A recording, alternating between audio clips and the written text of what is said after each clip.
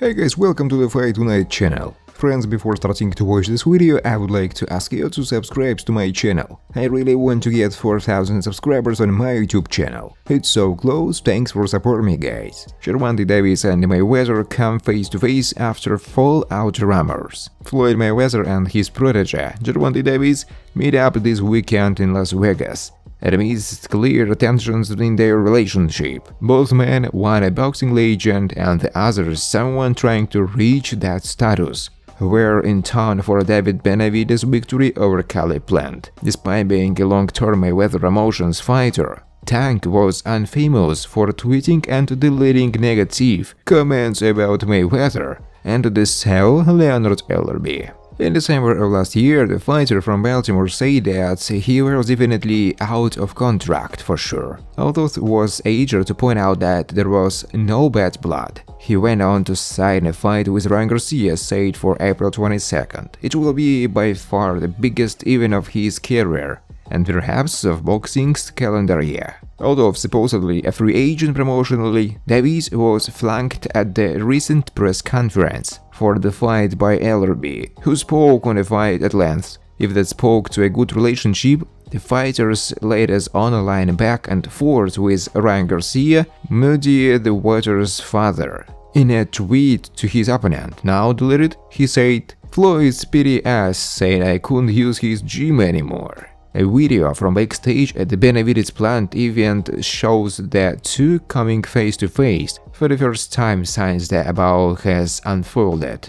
Although the camera is quickly covered, it appears that the pair were willing to talk to settle the bad blood. His explosiveness inside the ring, unfortunately, is not the only thing to have hit the headlines over the years, as recently alluded to by Mike Tyson. Fans will hope that any issues with Mayweather won't affect his continued rise in the sport. What is clear is that Davis is still represented by Al Haymon's PBC, and his April 22nd fight will be broadcast on Showtime pay-per-view for that reason. Garcia is represented by Oscar de la Hoya's Golden Boy, its broadcast partner DAZN also showing the fight via its box office surveys. Gervonta Davis vs Ryan Garcia. Will the registration clause make a difference? The DAZN Boxing Show discussed whether a registration clause could hold Ryan Garcia back against Gervonta Tank Davis. The undefeated pair face off this April 22nd on a pay-per-view event that will be shown live on DAZN pay-per-view in the United States and Canada, but there has been plenty of discussion over a registration limit set for Garcia. Garcia is a taller man and had announced a move up to super lightweight following his return from injury, but there is a catchweight in place for the board of 136 pounds. Such limit could affect Garcia's power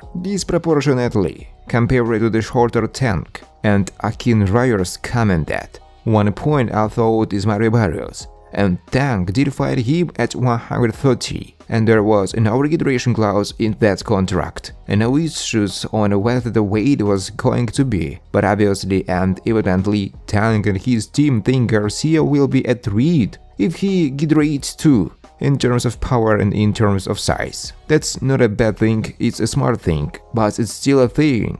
There is a worry factor, there is a concern to try and get as much advantage as we can leading up to the fight, starting with the weight." Barack Best commented, "You can say that yes, there is a concern. When you're the smaller guy, it's okay to have the concern. He is a little guy, small at 135, but I would say Mario Barrios was inside that camp with premier boxing champions that was in-house. Maybe there was a registration clause and we didn't know about it. So yes, Ryan Garcia is a bigger threat. Tank is very vocal, he is smart. It reminds me of Floyd Mayweather vs Canelo Alvarez. What was that, 152? Floyd said Eddie Reynoso threw that out there, so it's a part of boxing.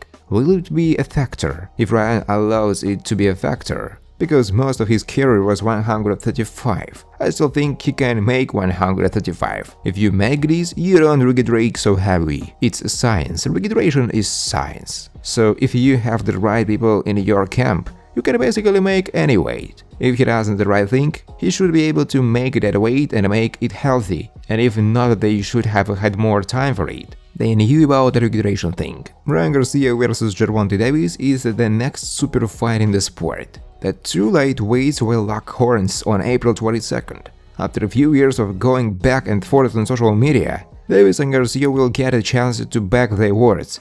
And ahead of the fight, Garcia has made another strong statement about Davis' weakness. Garcia and Davis have continued their trash talk in the build-up to this bout. The two had a fiery press conference to promote the event, and went at it. However, among all the insults, both fighters also showed their confidence, and Akin Reyes has now revealed what he thinks is Tank's weakness. Garcia recently joined Logan Paul for an episode of Impulsive. He spoke about a wild host of topics on the podcast, and at one point, when referring to Davis' fight against Rolando Romero, Garcia said, "And if you look at it, yes, he knocked him out. But was he in control of the fight? I would debate that he wasn't." The 23-0 boxer then explained it. With Israeli, he didn't have a moment of, "Oh, I'm in control of this." He was really, genuinely worried about getting knocked out because the guy had a heavy hand, so he stayed on the back foot a lot. Thus, these comments from Garcia show that he is not worried about Davis, because he believes he can control the fight. However, Paul then pointed out to Garcia that Davis could still catch him. To this, Garcia replied, "He can't shoot strength shots because he is too small." Therefore, the comments from Garcia prove that he does not rate anything other than Davis' power. And while Davis has power, Garcia seems very confident that he can avoid getting into a situation where Tank will get to use the power. What do you make of these comments from Ryan Garcia?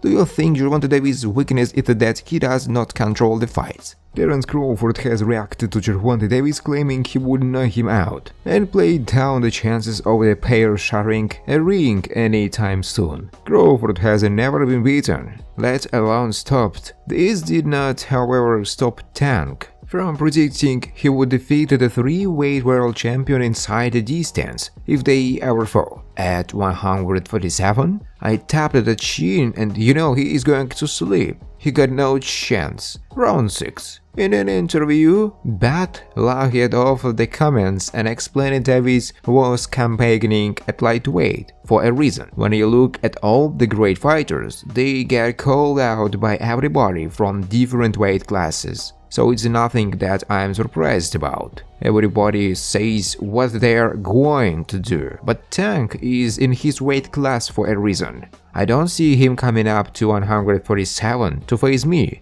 anytime soon. Bat's next fight looks set to be against mandatory challenger Alexis Rocha, after the WBO ordered the fight last month and talks between the two teams reportedly underway. Fans still hold out a degree hope that an undisputed clash with countryman Errol Spence Jr. could finally take place this year. However, that seems like a pipe dream at this stage after numerous failed attempts at negotiation. As for Gervonta Davis, he will take on Ryan Garcia in the biggest fight of his professional career in just over a month's time, with the two young stars set to lock horns on April 22nd in Las Vegas. The bout will take place at a catchweight of 136 pounds, and a one-way contractional rematch clause is in place should Akin Reyes upset the bookmakers' odds and get the better of Davis the next month.